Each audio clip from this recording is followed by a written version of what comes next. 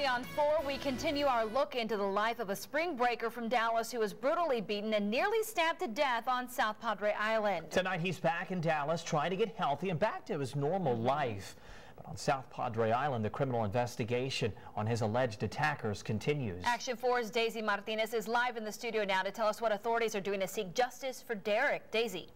Marcy Ryan, Island Police Chief Randy Smith says they are reaching out to all law enforcement agencies necessary, from Texas Rangers to the FBI, to find and prosecute the approximate 15 alleged attackers. He says these were not the average spring breakers. They're organized gang members that he says will pay for nearly killing Derek. Nearly 2 months have gone by since Derek Madrigal's attack. He and his family are now miles away from South Padre Island. Here in Dallas, Derek has been focusing on his recovery, getting some TLC from his family, and regaining strength to get back to his normal routine, but with renewed optimism. I have a different outlook on life. That, I could have died. That could have been my life. I'm gonna enjoy life even more now. That I still do have my life. I survived. When you're up and ready to go 100%, what's the first thing you want to go do?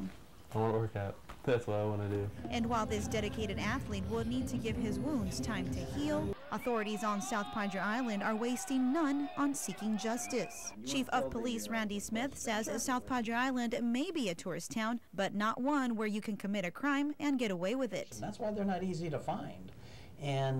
But we'll find them. It took just hours for Island Police to make an arrest in the case. The same night of the attack, police took 33-year-old Michael Rangel of San Antonio into custody. And Chief Smith says Rangel himself helped investigators find him. He was seeking some medical treatment. I think he probably thought that he had made it under the radar and it was safe to seek medical treatment and then depart. Police had other plans for Rangel. Smith says plenty of eyewitnesses on the beach singled him out as one of Derek's attackers. Rangel was charged with aggravated assault with a deadly weapon. He was first given a $20,000 bond that was later upgraded to $100,000. But police weren't done yet. This video, which Derek can't get enough of, I see probably over 20 times. I still kind of watch it every once in a while. It's kind of hard to believe that happened to me. Shows more than one person pounding on Derek. Smith says investigators studied this video along with several others for hours. And it paid off when they were able to track down 9 other suspects linked to the attack. A picture's worth 1,000 words. The investigation led to these men, and it revealed that the alleged attackers were way more than a group of vacationers. There's one common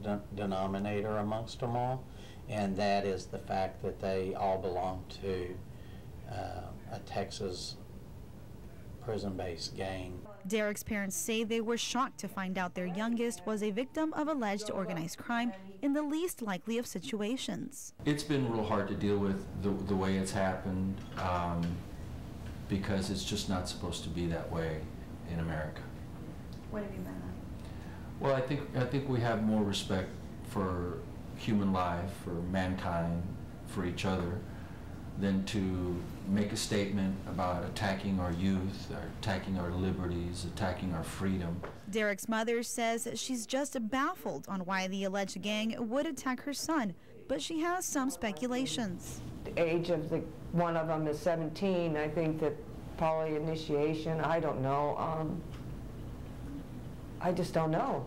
It's just hard to believe that anybody would try to hurt somebody like this. Chief Smith is not confirming this theory, but he didn't deny the possibility. But, it wouldn't surprise me to find out later that truly it was an initiation or some type of validation. Initiation or not, the fact is the attack was so vicious that it paralyzed large crowds around Derek as they stood by watching as multiple blows and coolers came crashing down on Derek's head.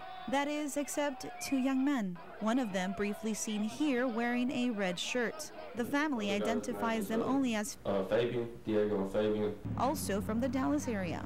In a possibly life-saving move, they were able to somehow pull Derek's limp body from the mob and carry him to emergency responders. Those 2 gentlemen can be defined as heroes to my wife and I. Yeah, definitely. And to our family. We essentially have 2 new sons.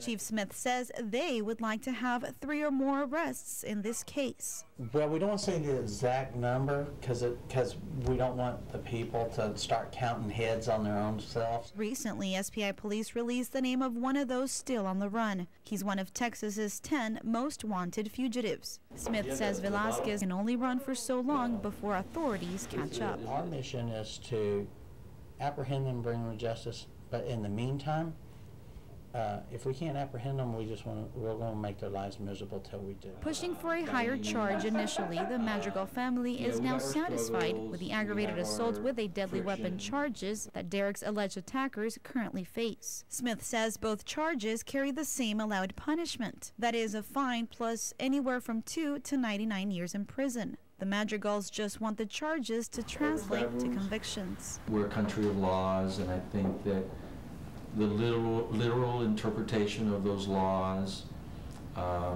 will help bring justice. And hopefully they have time to think about it. Maybe they, learn to accept God into their life and realize that, that this isn't the right thing to do. But, I mean, we can all just hope. Derek says he's kept up with authorities, but says he's mostly focused on his recovery and life back home. And even though they nearly killed him, Derek has what may come as a surprising message for his attackers. There's more to life. There's not, you don't need violence, you don't need drugs, you don't need all the bad influence in your life. You think your gangs, your friends or whatever. You don't have to be in the gang to have friends. I had people that wanted to step up for me and I barely even knew, So you have people that actually really do care about you. You don't have to be in a gang. And as if keeping a positive attitude throughout the life-changing ordeal wasn't enough, Derek is a refreshing reminder that chivalry and humility still exist. Do you think you're a hero? I believe that I did what was right. I don't know if I'm a hero. I believe that I helped the girl when she was in need, but I don't know if I'm a hero. Chief Smith says South Padre Island has a good record for being a safe spring break destination, and this was an isolated crime. As for Derek, he says he will be back to the island because it wasn't the destination, but the attackers that nearly killed him. In the studio, Daisy Martinez, Action 4 News. Thanks, Daisy. Thousands of Action 4 News viewers have been tuning in for the 2-part series on Derek Madrigal. Rosa de Leon writes, he's an inspirational kid. No wonder everyone loves him. Hope young people get something from the series. There are mean people out there, and beware. Nicole Salazar says it's disgusting how inhumane and evil people can be.